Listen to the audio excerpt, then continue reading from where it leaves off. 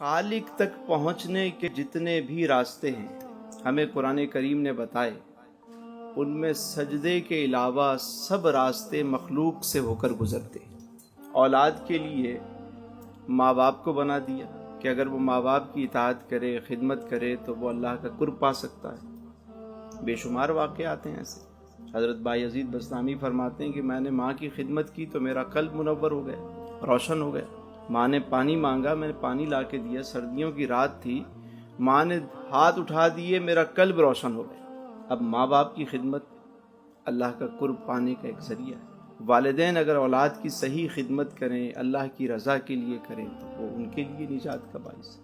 یہاں تک کہ اگر ہم جانوروں سے بھی حسن سلوک کریں اور مقصود اللہ کی رضا ہو۔ میرے حضور نے حدیث بتائی کہ بنی اسرائیل میں ایک فاحشہ عورت تھی۔ ایک مرتبہ وہ پانی پینے گئی کنویں پر تو اس نے دیکھا کہ ایک کتا بھی پیاسا ہے، اس کے پاس اور تو کچھ نہیں تھا، اس نے پانی نکالا، بھر کر اس کو پلا دیا۔ اللہ تبارک و تعالی نے اس عمل کے سبب اس کی بخشش کر دی، یعنی اس وجہ سے اس نے قرب پا لیا۔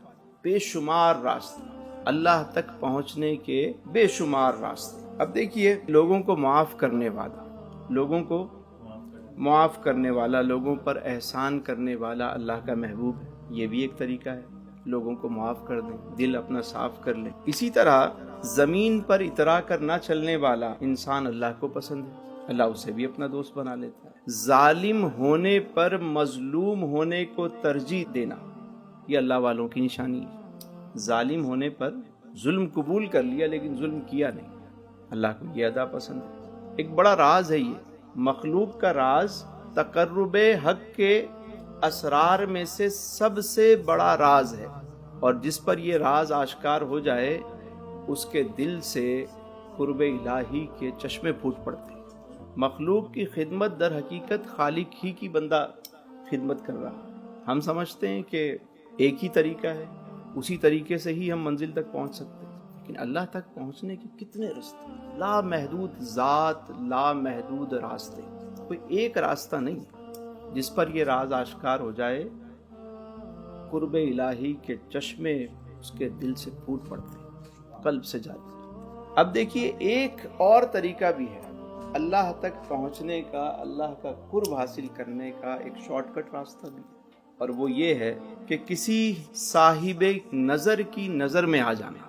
بھئی اللہ کی تلاش انسان کو کسی انسان تک تو ہی لے جاتی ہے۔ کبھی آپ نے دیکھا کہ کوئی اللہ کا متلاشی ہو، چاہتا ہو کہ میں خالق کائنات کا قرب حاصل کر لوں، تقرب مل جائے، میں مقرب بن جاؤں؟ دن میں ہم 17 مرتبہ یہ دعا کرتے ہیں، اہدنا الصراط المستقیم صراط الذین انعمت علیہم، اے اللہ ہمیں سیدھا راستہ چلا، راستہ ان کر جن پر تو نے انعام کیا۔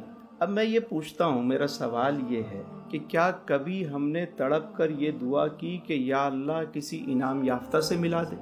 دن میں 17 مرتبہ ہر فرض نماز میں سورہ فاتحہ پڑھی جاتی ہے، ہم روزانہ 17 مرتبہ یہ دعا مانگتے ہیں، لیکن کبھی ہم نے تڑپ کر یہ بھی دعا مانگی کہ مولا کسی انعام یافتہ سے ملا دے؟ آج بھی قرآن قیامت تک کے لیے ہے، آج بھی کوئی تڑپ کر یہ دعا مانگے نا، یا تو وہ کسی انعام یافتہ تک پہنچ جائے گا یا انعام یافتہ اس تک پہنچ جائے گا۔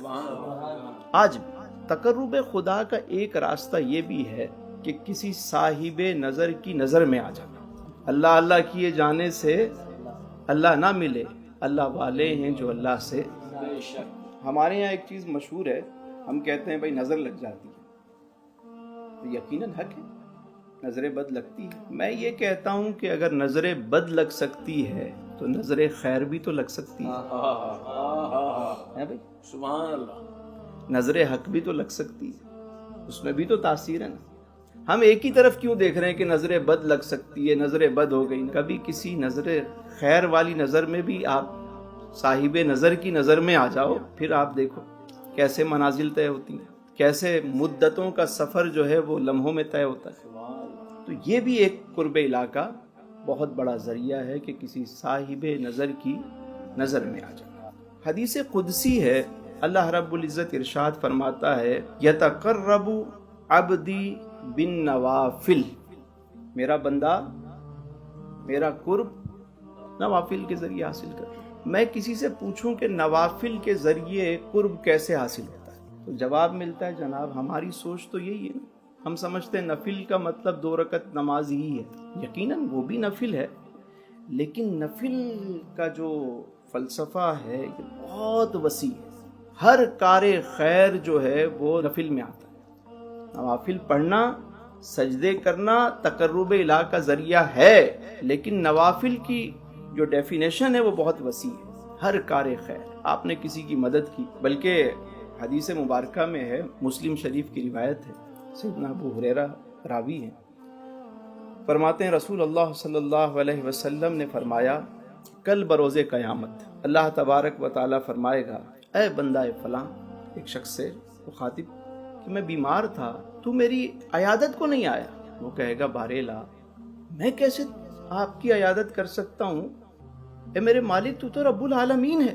اللہ فرمائے گا اے میرے بندے، میرا فلاں بندہ بیمار تھا، میرا فلاں بندہ بیمار تھا اور تجھے خبر تھی، تو اگر وہاں پہنچ جاتا تو مجھے وہیں پاتا۔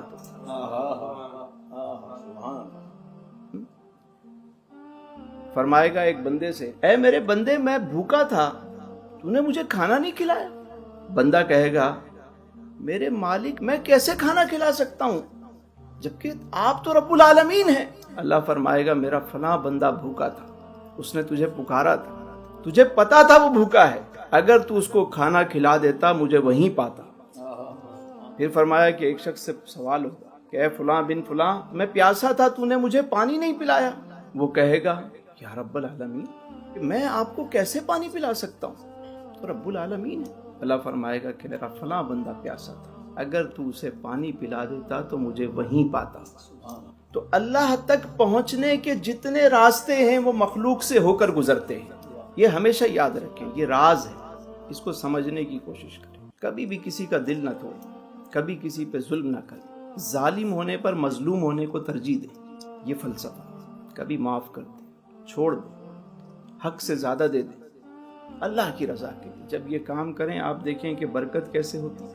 اللہ کو راضی کرنے کا ایک اور شاندار، سب سے افضل و اکمل، سب سے پیارا طریقہ، وہ کہتے ہیں نا زما بھائی وہ فاسٹ ٹریک، وہ بتا رہا ہوں کہ اللہ تک پہنچنے کا سب سے تیز ترین راستہ کیا ہے؟ جب اللہ سے پوچھتے ہیں، فرمایا قل ان کنتم تحبون اللہ، اے محبوب فرما دیجئے قل ان کنتم تحبون اللہ فاتبعونی، بس میری اتباع کرو۔ اے محبوب جب یہ تمہاری اتباع کریں گے تو کیا ہوگا؟ یحببکم اللہ، اللہ انہیں اپنا محبوب بنا لے گا۔ کیسا نسخہ ہے کہ حضور کی اطاعت کر لیں، ان کی غلامی میں آ جائیں، اللہ محبوب بنا لے گا۔ اب دیکھیے کہ اللہ کا قرب پانے کا اس سے آسان راستہ کیا ہوگا؟ صرف حضور کی اطاعت کرتے چلے جائیں۔ حضور کی شان دیکھیے، صرف حضور کے در تک ہم پہنچ جائیں، کام خود ہی بن جاتے ہیں۔